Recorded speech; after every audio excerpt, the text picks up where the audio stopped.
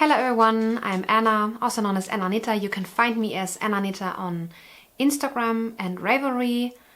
I think that's pretty much it. This is a knitting and crocheting podcast. I'm coming to you from Eastern Germany and I have lots of finished and half-finished objects to show you today, many works in progress. We will talk about our knit along in my Telegram group and I will answer some INSTAKNITNIGHT questions. We will have a German word of the day. And at the end, I will talk a little bit about what I'm reading and watching currently. Let's start with finished objects. Last time I was recording, I completely forgot to show you my biggest finished object. Some of you might have spotted it in the background, in that basket, it was there, but I'm having it here now. It's my baby blanket for our baby boy who will be here in November, approximately. So here it is, folded up. The baby blanket pattern is called Battenberg blanket. It's a free pattern by Sandra Paul, also known as Cherry Heart. She is a crochet podcaster and pattern designer. This pattern is written for fingering weight yarn. So for the white squares I used what the pattern suggested, the Drops Baby Merino in white, and for that I used 3mm needles, and all the colorful squares you see here are merino yarn leftovers, sock yarn leftovers. For those squares I used 2.5mm needles because the Drops Merino is a little bit thicker and works better with a bigger hook size, but you can't see a difference. So you can't see that I used two different hooks in the blanket, but the fabric looks so much neater, especially to crochet the colored squares with a tighter gauge. So I think I can't show you. I will insert a photo later of the whole blanket. I worked on that quite long. It took me quite long because I did the modular join as you go method she provides in her pattern. But it's, yeah, yes, you still have to make all the colored squares first if you want to plan the color placement a little bit. And then you have to crochet the white squares, and as soon as you have one white square you can attach all the colored squares around it. Then you crochet another white square again and add the other squares onto it. Let me count. I have, let me see, 1, 2, 3, 4, 5, 6, 7, 8, 9, 10, 11, 12, 13, 14, 15 squares in the width. If you hear some barking, it's my dog. He's behind the camera. And 1, 2, 3, 4, 5, 6, 7, 8, 9, 10, 11, 12, 13, 14, 15, 16, 17, 18, 19 squares in the length of the blanket. I wanted to do 20 because 20 by 15 is a nice number, but I was really over it already, and it is huge. Wait.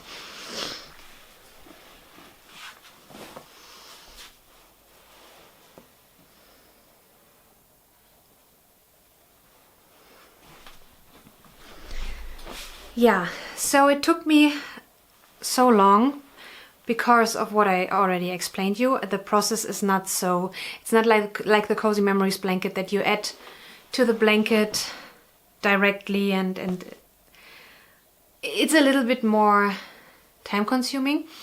And well, the crocheting part is faster than knitting, but you know what I mean. And the second thing was I started this blanket very early, actually before I got pregnant this time, and I grabbed it again when I was pregnant, it's when I found out I was pregnant, I worked on it. And then I started to feel sick, you know, morning sickness and so on. Worked a little bit on it during that phase of my pregnancy. Stopped then knitting and crocheting for, I think, 2 months because I was feeling so sick. And then I worked on it again. But this blanket and my knitting in general reminded me so much of being sick all day that I felt sick every time I worked on it. It became better slowly. I reframed everything. I spoke about it a few episodes ago. And that's why I wasn't drawn to that specific project so much. But now it's already much better. I washed and blocked it already in lukewarm water, I would say. Or did I wash it in the washing machine? No, I think I threw it in the washing machine because that's what I will do in the future too. I know it's merino yarn and hand-dyed yarn, but it's a baby blanket. But I wanted to show you, only on 2 spots in the blanket I saw color bleeding. I don't know if the camera catches it, but here it's a little bit rose instead of white. And I think there's one other spot where this happened. Yes, here. In the corners of the white squares. But I don't think the camera catches it. Well, I can see it. It does not bother me too much because, yeah, I wanted to make a special blanket and I wanted to make a very soft blanket, which is not out of acrylic, because acrylic is basically plastic and I can live with it, but I don't want our baby to have an acrylic blanket. And it's so special to use these yarns. So, and if you decide to work with these kind of yarns, these things can happen. And I'm okay with that. I have another blanket for myself out of merino yarns as well, and it happened on 2 spots too. And I think the more often I wash it, the less visible it will be. Let's come to the... Did I say everything I needed to say about that blanket? I think so. Let's come to my other finished and half-finished objects. Okay, the next finished object is a pair of socks out of Opal yarn, out of the subscription, but in December this will be in a collection which is called Wildfang, I think. You will see it on the screen and the colorway number. It will come out on December 10th, not in my shop because I'm not selling yarn at the moment anymore, but so that you know if you want to knit this sock yarn as well. So it's from Opal, it's 4-ply, that means fingering weight sock yarn. I knit a vanilla sock and the contrast color is from Opal too. It's Elderblossom, so Fleeda. So I called it Elderblossom, I think, in my shop, but it's Fleeda. So, or no, I think I called it Lilac because I think that's the right translation, but it's Fleeda. The colorway number will be on the screen. And it's a very fun, feminine colorway. Very untypical for Opal. Every now and then they make colorways like that, but usually they have more bold colors. I started to knit them for myself. I cast on 60 stitches, used 2.5mm needles. I knitted 2x2 ribbing and a normal heel flap and gusset, so a slip stitch heel because I like the look of it and the fit. But now I decided I have to find out her shoe size. So I will knit another pair with 64 stitches and a little longer foot for the next shoe size in addition to that, just in case. I have to find out my midwife's shoe size, and this would be a present for her if these socks will fit. If not, I will give her the other pair I will knit for her, and yeah, I can wear both sizes. I can wear a 60 and a 64 stitch sock without any problems. So the other pair I could keep for myself. But I hope this will fit so I don't have to think about it. I will gift her and the whole team other goodies as well in the birthing center. But for her, a personal gift in addition, I think would be nice, because I think already now she is great and lovely and a huge help for me, and I think I will feel even more like that after the birth. So this is a pair of socks. That is that. The next finished objects are 2 Dishies. First of all, the Dishy from the Blocked magazine issue 5. I think you can see the pumpkin, right? You can pick it up. If not, I will insert a photo. So the Blocked magazine is a free knitting magazine not written by him alone, but Neil James is in German we say Herausgeber, I have no idea. The publisher. The publisher. Neil James is the publisher, and you can find the Blocked magazine in the description box below. So it's a free magazine you can read online, it's not a printed version, and they have lovely articles and free patterns. And in every issue or every second issue, I'm not completely sure, they have a section or a pattern which is called Dissident and Sequoia, and it's a mystery pattern for a Dishy, and they always have the same stitch amount, so the same size, but the picture on the Dishy or the pattern is always different, and you never know in advance what you knit. If I knew that before, I would have chosen a orange yarn, but it's okay. The yarn I used is a German yarn which is called school yarn, Schulgarn by Wollbutt. And it's 100% cotton. You can throw it into the washing machine. The label says 40 degrees Celsius. You know, that's the temperature you wash pants and t-shirts, so trousers and t-shirts and so on. But I always wash it on 60 degrees Celsius, so where the temperature I wash my towels and so on, and it works fine. They shrink a little bit, but it's cotton, that's normal. And they grow again when you use them wet, so it's fine.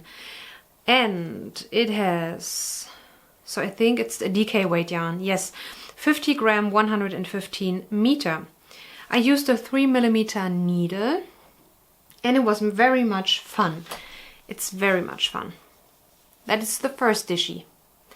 The second Dishy I knit with Lily Sugar and Cream. I heard so much about this yarn, and I was so curious how this feels, how this knits up, and especially how it washes and how it behaves using it. How much water can it absorb? How does it get smelly after one day of use? Because this yarn is great. I can use the Dishy out of this yarn for several days without it getting smelly. I had another Dishy, it was a present, a lovely Dishy. I don't know the yarn, but it got smelly after one day, so I had to throw it in the washing machine after only one day. And that's not how I roll. So I knit the traditional Dishcloth pattern by Staci Perry from Very Pink Knits. I think it's a free pattern on her website and on Ravelry. I used a 4mm needle. I increased until I had 44 stitches, and then I decreased again. And I used a little bit more than half the skein, so weight-wise. I don't know how much yardage I have left. I started the second Dishy already, and I will try to knit it the same size. It's only the start. It was my car knitting. And I hope I can finish it with the same ball, and if not, and I really like the yarn and it behaves well and I buy more of it, I will increase maybe to 42 stitches instead of 44 stitches or so. So that would make it possible to knit 2 Dishies out of one ball of yarn. Yeah, and the colorway is called Swimming Pool. And it's so much fun because it's so much thicker. It's such a quick and easy process, and it's so much, yeah, so much quicker. And a big Dishy, as you can see. Great, it's so much fun. So I hope a little bit that this yarn behaves well in the sink and in the washing machine, because it's so much more fun to knit Dishies out of a thick yarn, and the colorway is fun. On Amazon there aren't so many different colors. There are so much more, many different lovely and fun and even seasonal colors of lily, sugar and cream. And I still have to see if I can get my hands on them too, and where I can buy them from Germany, because it's an American brand. But I will have to wait until I see how this performs. Yeah. So that was already a little work in progress and a finished object. Okay. So much fun. Dishies are so much fun. Now we come to the half finished objects. I knit another simple house slipper out of worsted weight yarn. The colorway, no, the colorway has no number. It's 6080. The colorway is 6080 by Moase Raggegarn.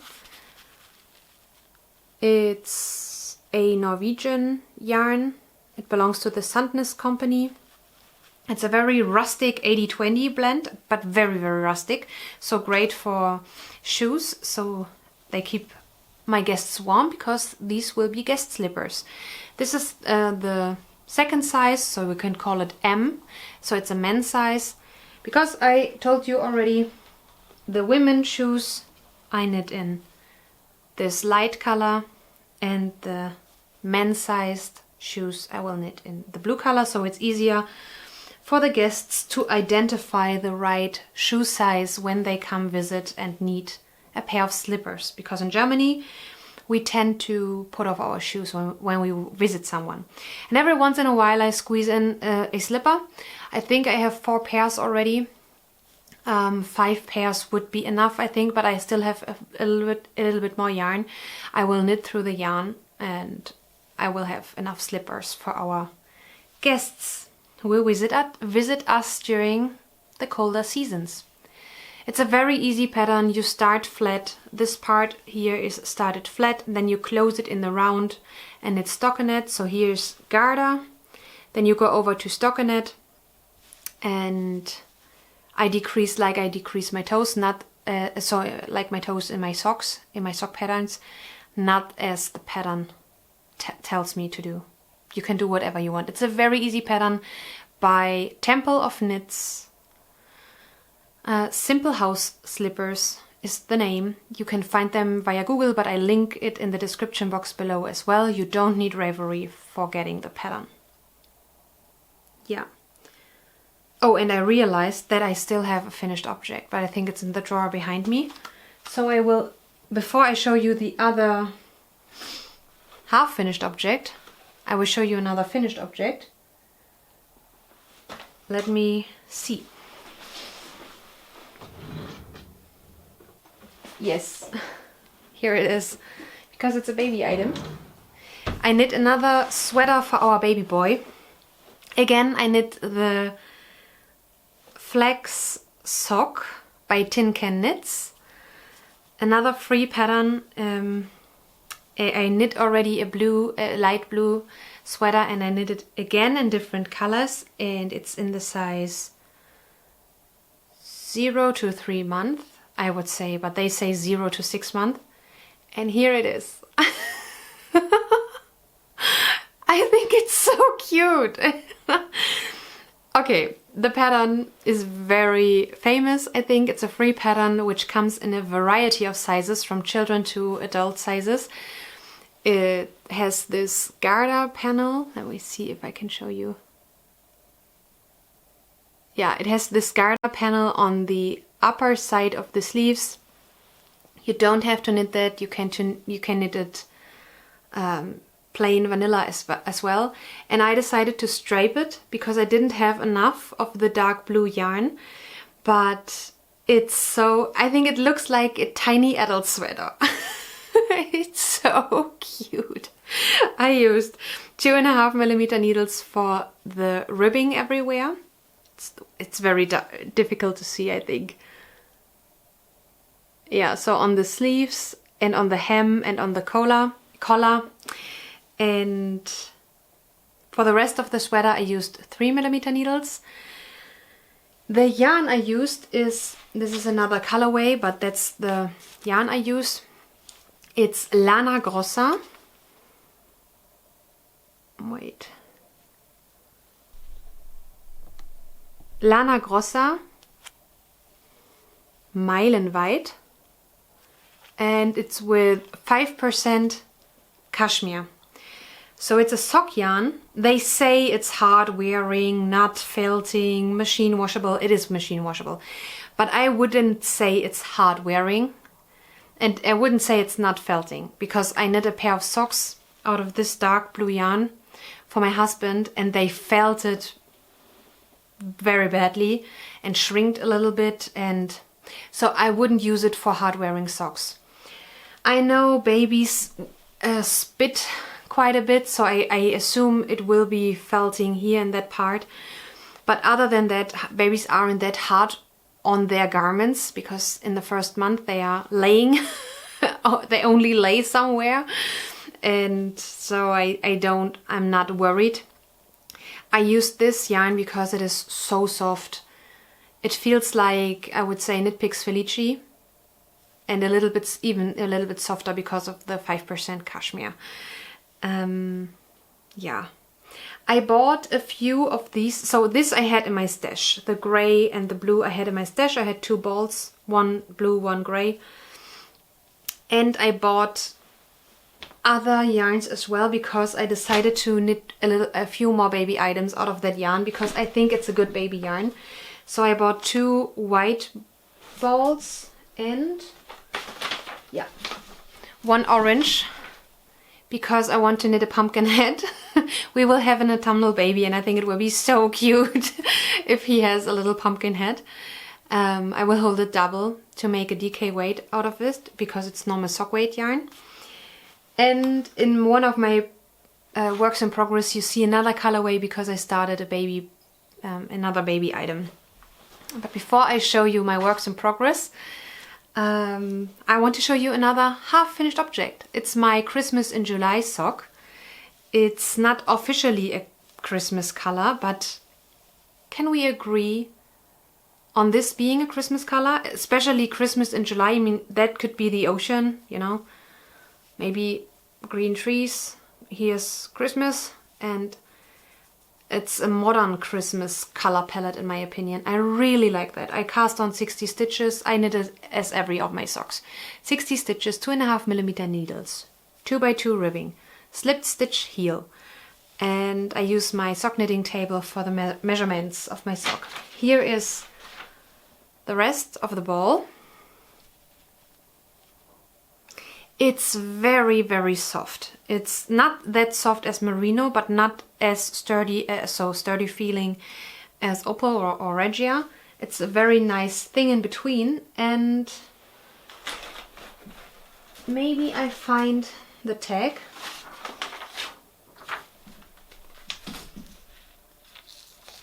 Yeah, that is the tag.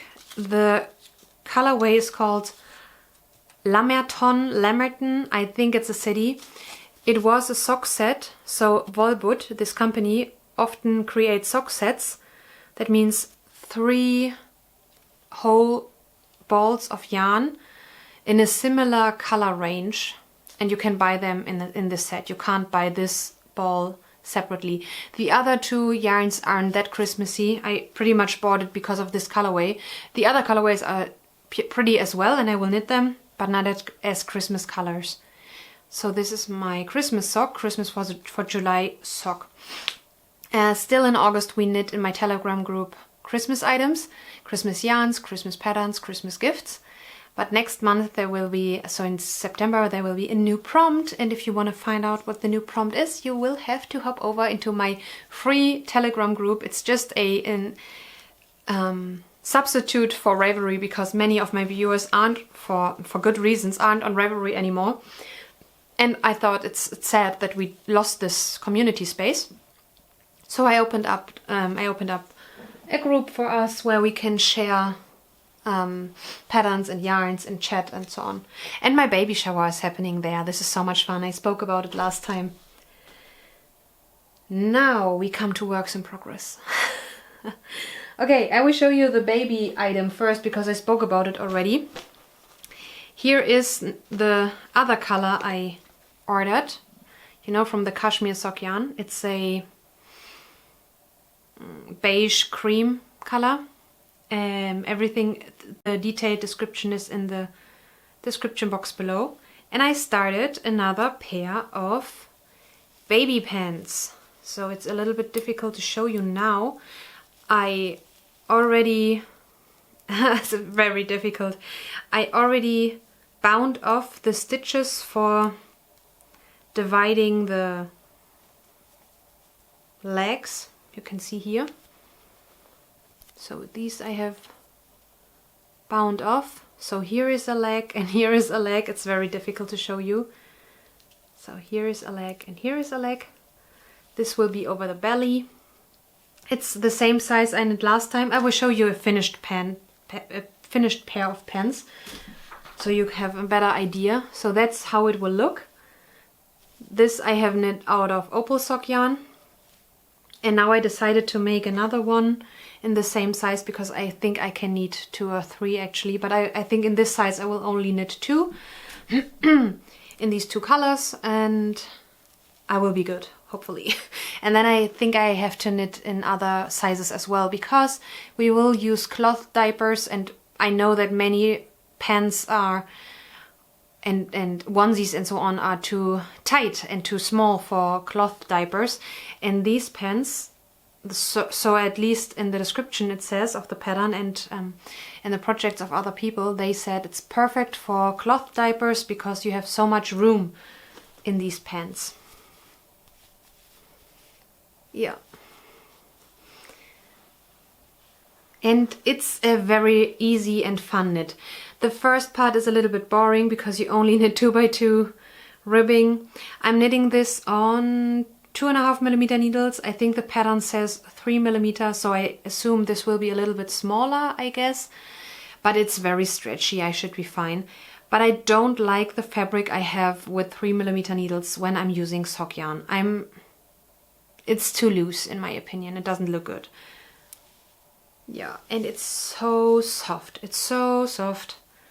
And I think very warm, which is great for an autumnal baby. And let me see, here is I can tell you the colorway name. This is my baby knits bag. I have all the needles and so on I usually use for my baby knits inside. So it's colorway 56, but it has a name. It's not on the tag, but it's colorway 56 of Lana Grossa, it's Italian, Meilenweit Cashmere. Yeah, it's so soft. That was my first work in progress. My next work in progress is a pair of socks for my husband. I decided to cast them on for Christmas. I'm pretty sure I won't... No, I'm not sure, but I assume I won't be fit enough when the baby is here. He will come approximately a month or 1.5 months before Christmas, that I can crank out socks and other things for as hand-knitted gifts for my husband or someone else, and decided to cast on a pair of socks for him now and put it aside for St. Nicholas or Christmas or whatever. Everything done before birth is good. And he picked the colorway month ago. It's from the Opal subscription, and I think it made it into a collection. If so, I will write it in the description box below. Here is the ball. And I really like the colorway. It's so much fun. It's so pretty. Very autumnal and great for men. And he wanted me to knit white contrasting heels and toes. Usually I pick darker colors for him because I thought he would prefer that, but he asked me once, can I get lighter socks as well as the other ones? Because for other people I often use white as contrast because it usually goes with every color. And so I decided to use this off-white from Opal. And yeah, for him I cast on 64 stitches, and I have the measurements in my sock knitting table you can get on Etsy as well. So they fit nicely. And it's very, very much fun. And as you can see, vanilla. 2.5mm needles. As every sock, I knit this sock as well. Yeah. And probably I can knit him another pair, so maybe I can gift him one for St. Nicholas and one for Christmas, or one for his birthday and one for Christmas. And we are very excited, curious, because our baby could come on his birthday as well. It would be a realistic option that our baby boy will have the same birthday as my husband. So I hope, at the end it doesn't matter, but I hope he will have his own birthday and my husband has his own birthday, because I think it's for a child it's nicer to have one day for him alone. But yeah, some babies have birthday on Christmas, for example, and yeah, I think it's not the best option, but and at the end God will decide. But it will be very exciting when he will be here. My next work in progress is, I really couldn't put it away after the last podcast. I saw it and thought I have to work on it again. Is my scrappy cowl. Yeah, I knit out of my Opal minis during Advent, so I already have knit a lot into it. And since last time showing, here are the 2 minis I'm working on currently. And since last time showing, I would say I knit... Wait, it's so difficult to show you with these 2 balls attached.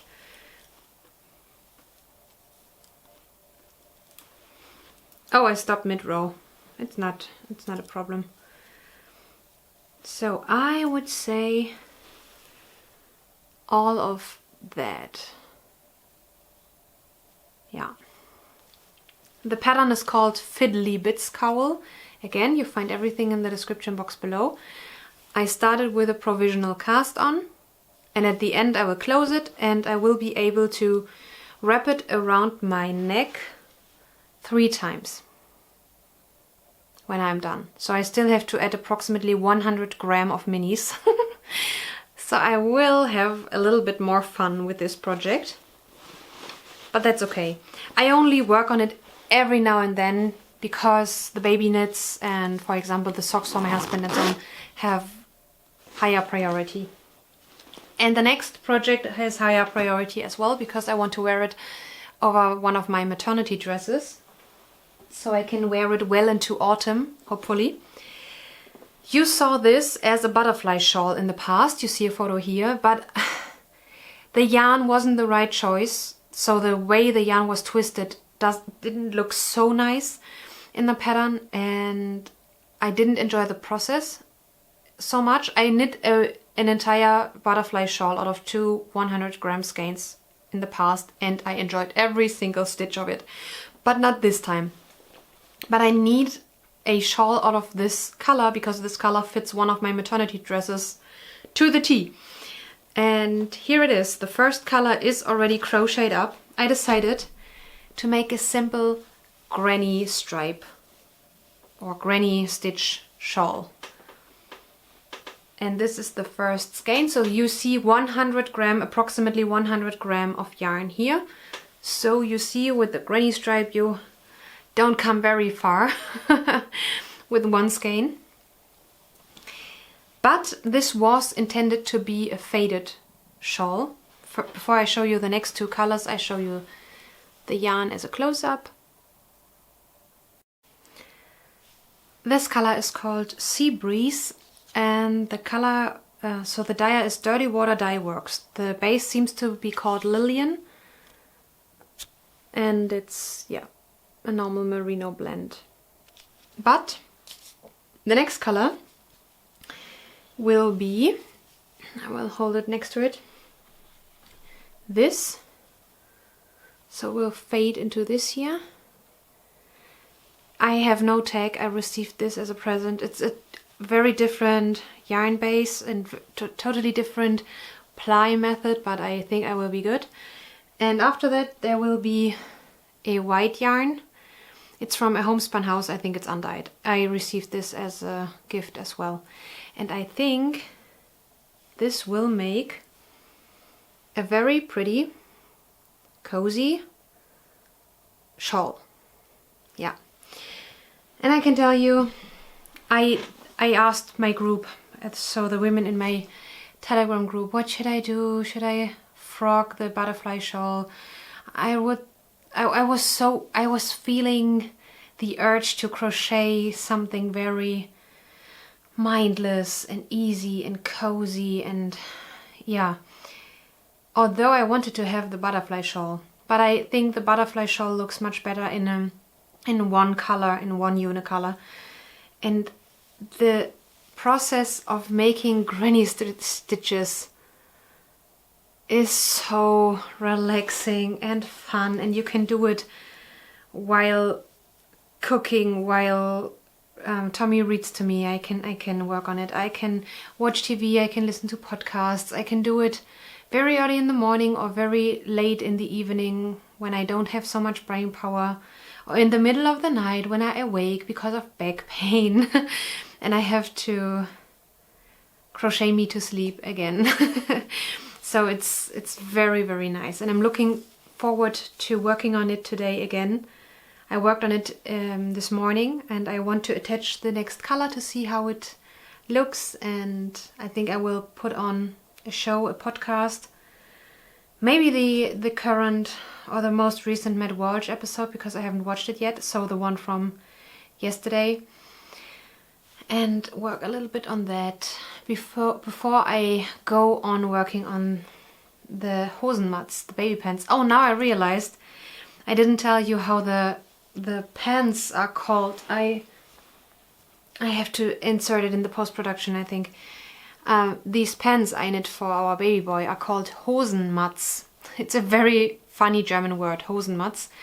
I don't think there is a translation in any other language. It's so Mats. What is a Mats? Hosenmats. I don't know. I know Matzen bread, the Jewish bread, but it has nothing to do with that. Hose is trousers or pants, and Hosenmats, it's something we use for children. Yeah, Hosenmats. And this is available in German and English, and you don't need Ravelry for that. But everything is linked in the description box below. All my progress, my projects, and links to patterns and so on. Yeah, so that was, I think, my last work in progress. Let me check.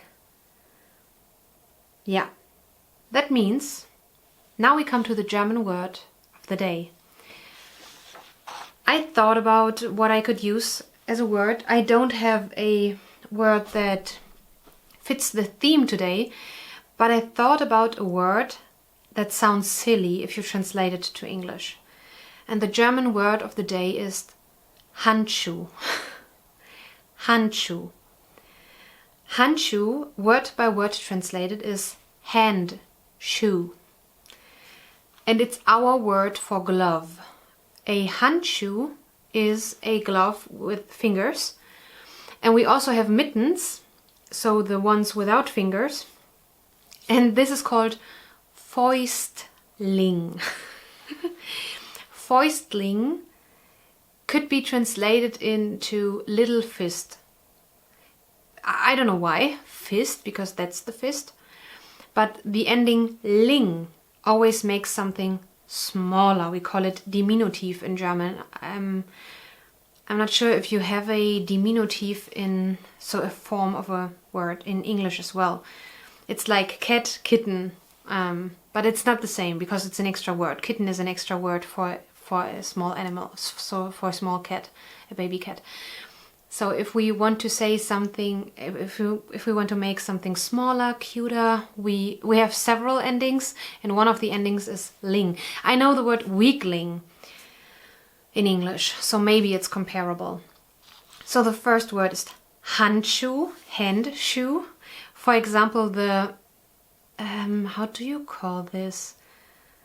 is it something with compartment? You know, the space in the car in front of the, so not, how it's called?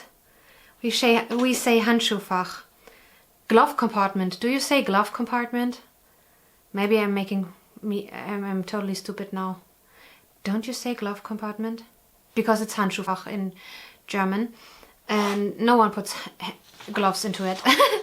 Yeah, Handschuh. Handschuh and Fäustling, mitten, little fist. These were actually 2 German words of the day. Then a little word about my Telegram group. I mentioned it already. In the past, when we all still used Ravelry and it wasn't complicated to find a place where everyone is welcome and everyone is online and has an account, I usually hosted my make-alongs on Ravelry.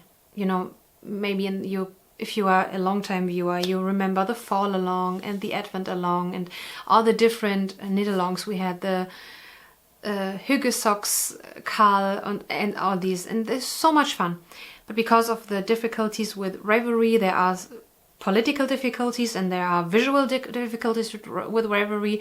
So I would say way over 50% of the people who watch my podcast aren't on Ravelry anymore. Way over 50%. And so I decided to open the Telegram group. It's a free messenger like WhatsApp, but much better to handle in my opinion, and you have more options. I mean, WhatsApp is copying a lot of things now, which Telegram had before. But we have a group.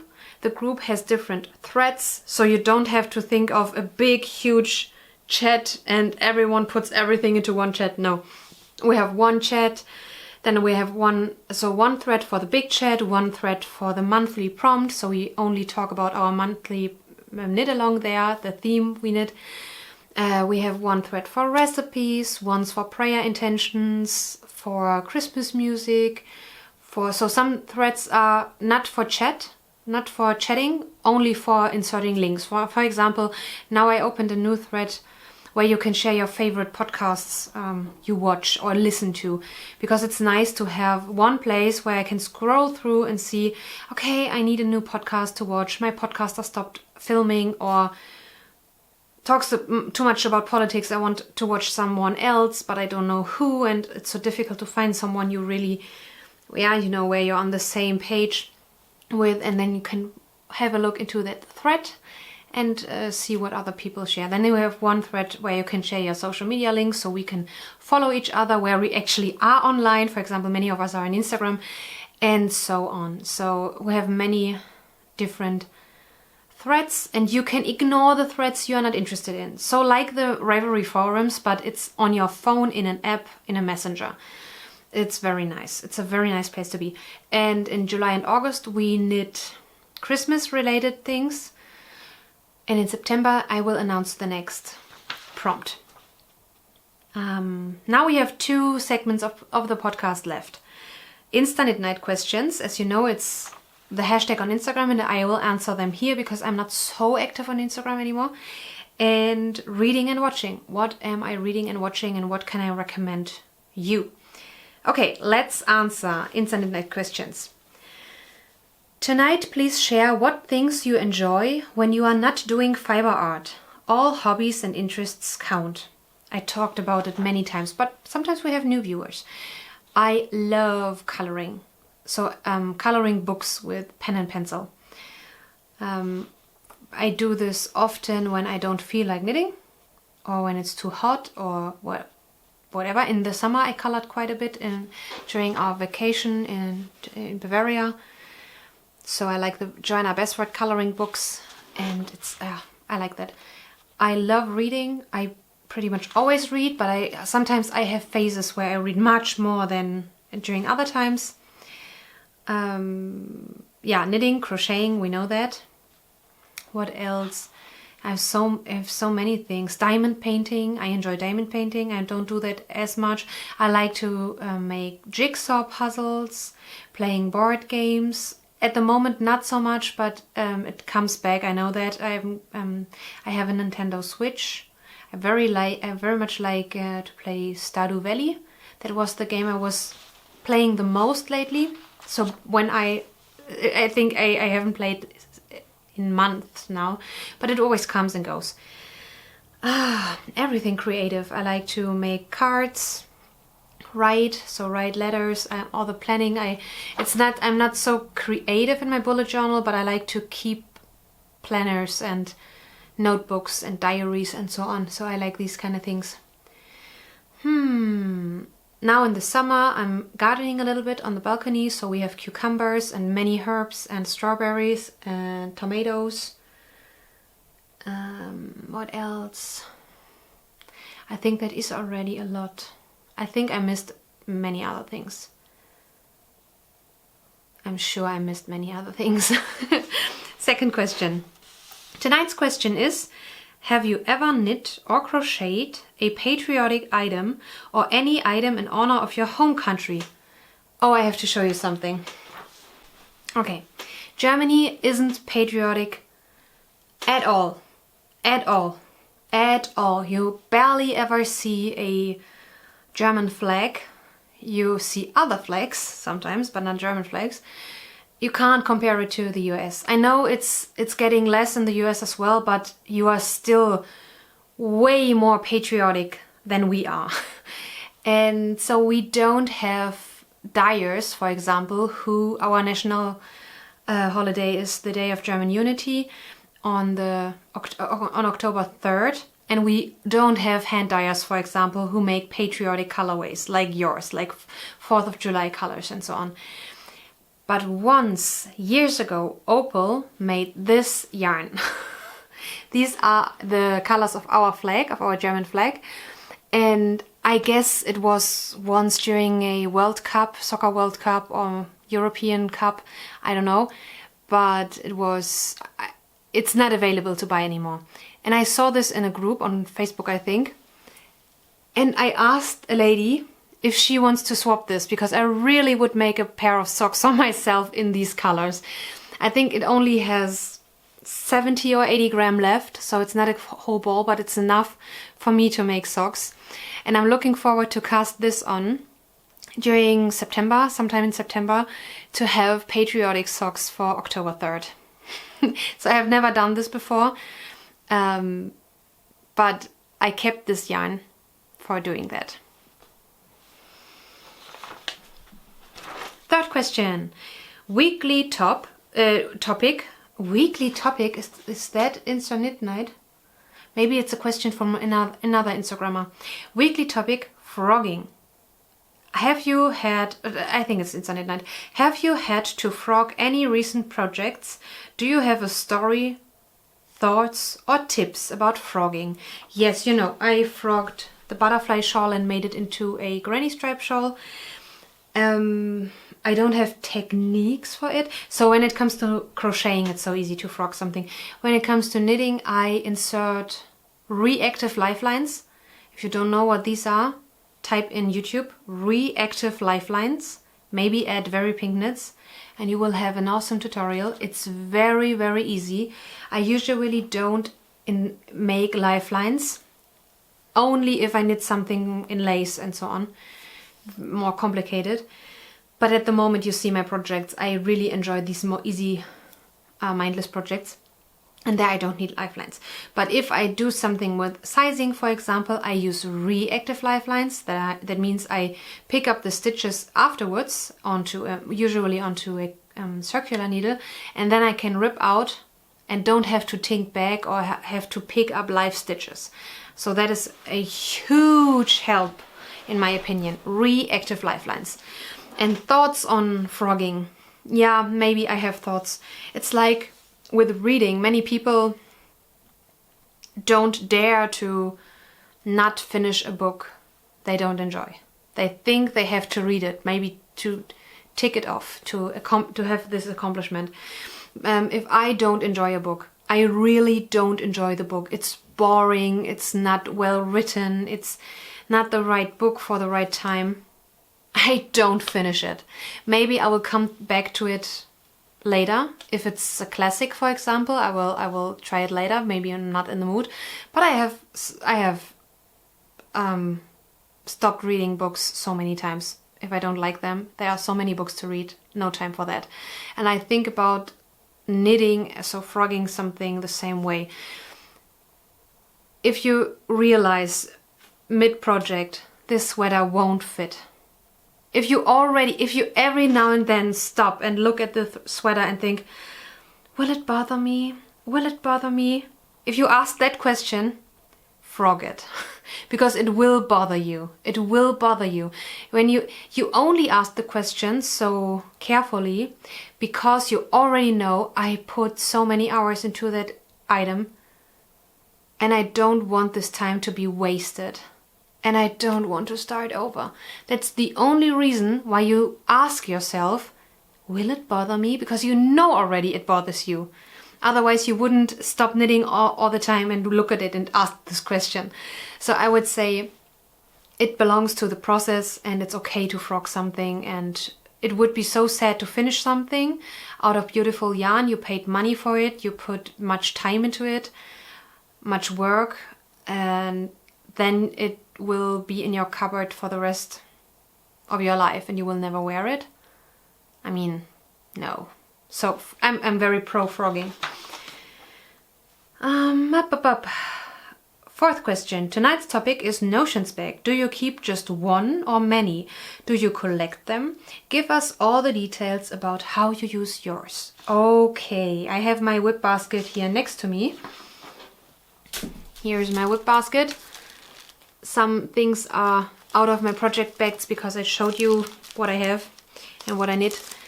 Okay, I have a two-way system. I will show you. I have to be a little bit cautious because my notions pouch or bag or however you want to call it is open. Okay, notions. The notions I always need and always put on my desk or table or wherever I am when I knit is this tiny little box I received from my friend Christina, and this is amazing. In this thing I have every basic tool you need regularly. Scissors, darning needle, the fastening key for circular needles, progress keepers, clippy markers and stitch markers.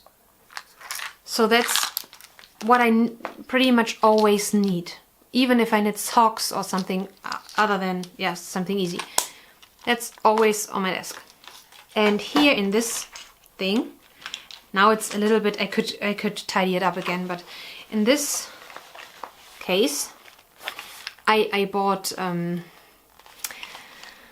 crochet hooks on Amazon, and they came in this zipper pouch. And here I have many other things I use often. For example, I have 2 measuring tapes here. Sometimes I have one of these in one of my current project bags. For example, one of them was in my baby project bag. I could put it into the baby project bag afterwards, because for sweaters and pants and so on I need measuring tapes. I have these darning needles from Clover.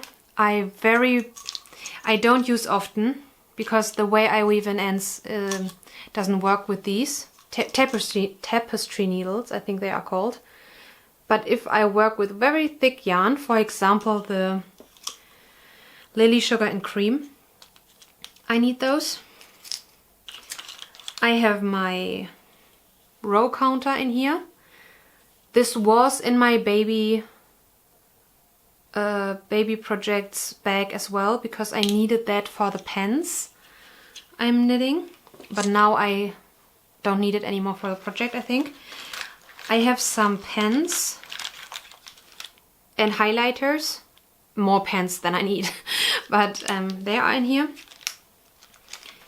Very nice needle stopper I received from a lovely lady.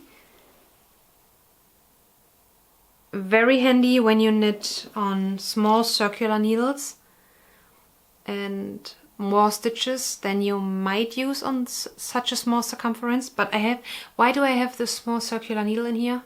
I think I needed that for one of my baby pullovers. I could put this back.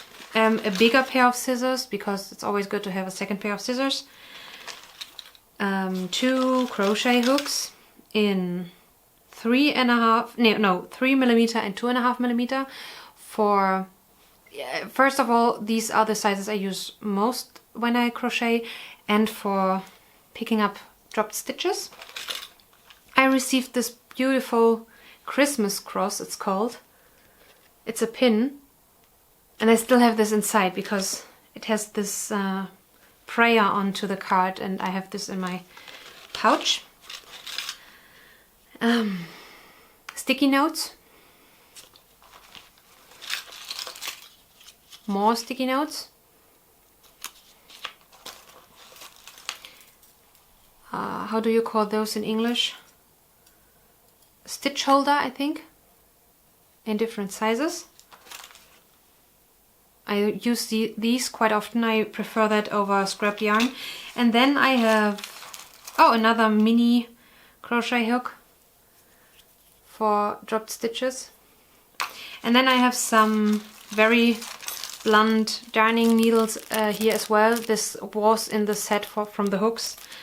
And clippy markers and other bigger progress keepers I have here too, from 3 by the Sea Designs, for example. Yeah, so that's my system, if you want to call it a system. That means I have always everything in my whip basket I could possibly need, and I know where I have what. So I always know if it's more than basic, so more than a stitch marker and a pair of scissors and a darning needle, it's inside, inside this one. And I don't always have to go upstairs to my cupboard and open the boxes and look for everything. In the cupboard then are the other notions, like how it's called, needle gauges and pom-pom makers and all my other needles and so on. Yeah. And I think one last question. Do you want to hear one last question? Do you have something you would like to share? A new purchase, a tried and true favorite tool or accessory? Give us the deets. No, this will be a teaser for next time, because I don't have something I really want to share today. So this I will answer in the next episode. That means we come to the last segment of reading and watching. Okay, today I have 2 things to share, a book and a show. The book I'm currently reading is Glow Kids by Dr. Nicholas Karaderas. He is a Greek American and psychoanalyst. I always get confused with all these different psychiatrists, psychoanalysts, psychotherapists, and I really it's difficult for me even in German to understand the differences between all these professions, but I think he's a psychoanalyst.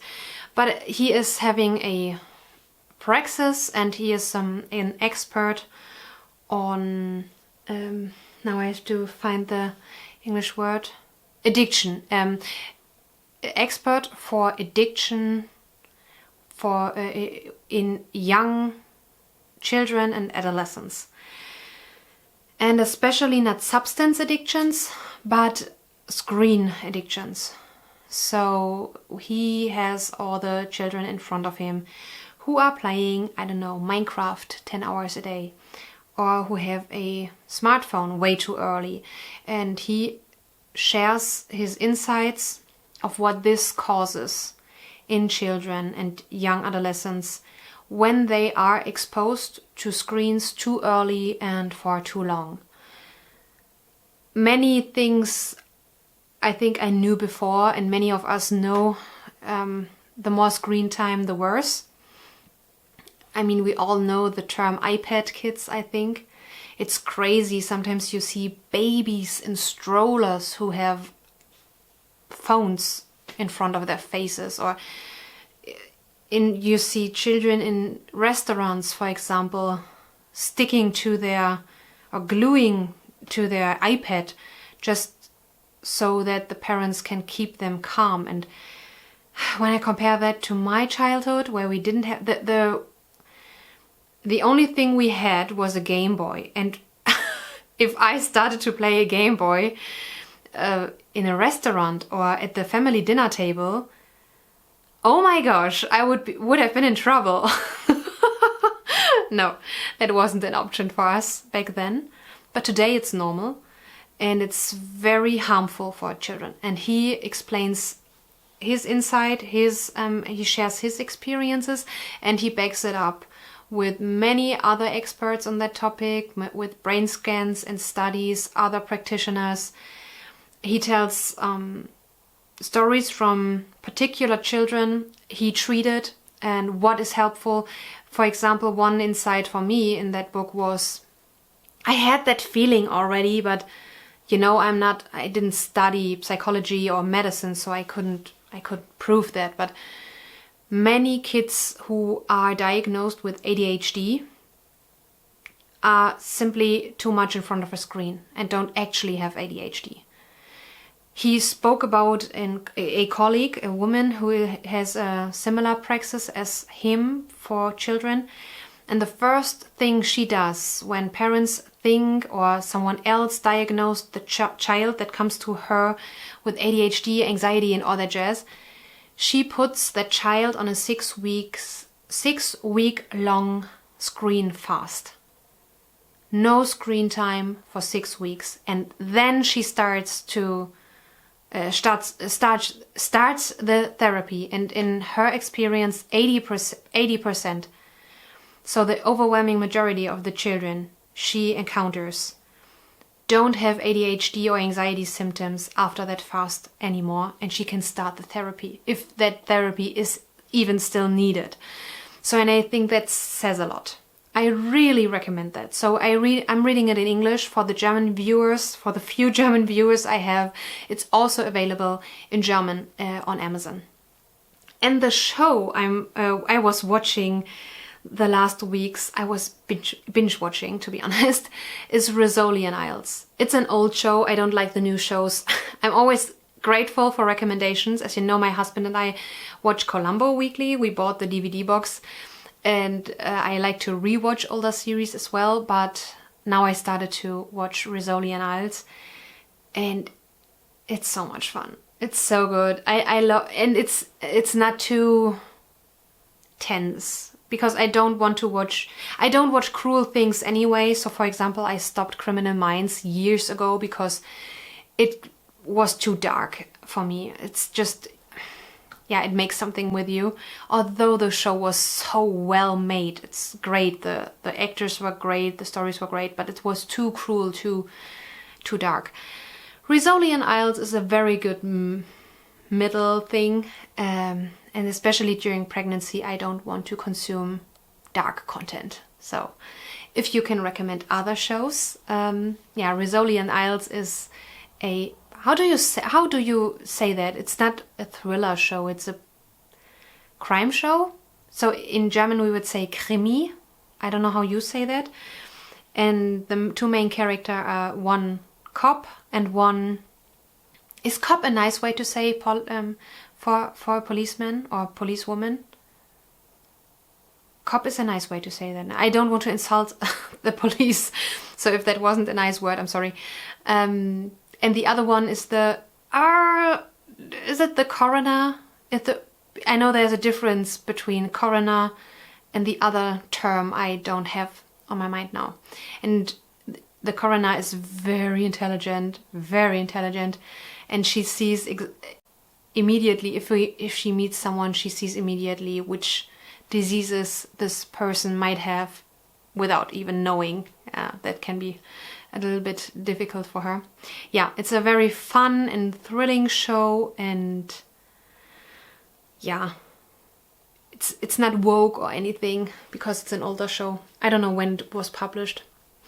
Yeah, these are the things I'm reading and watching currently, and I'm looking forward to hear from you in the comment section down below if you have questions or if you want to say something about my projects. If you have questions, feel free to ask them, and I'm doing my best to answer every comment.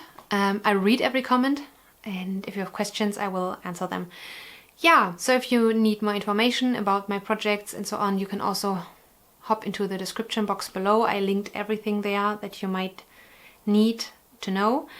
And I'm wishing you a lovely time knitting and crocheting, a not so hot last part of the summer. Autumn is slowly crawling towards us. I'm feeling that in the mornings and in the evenings already. It's quite cold in the mornings already, and I love that. I'm so ready for autumn. And I think we will see each other in 2 weeks. Bye bye!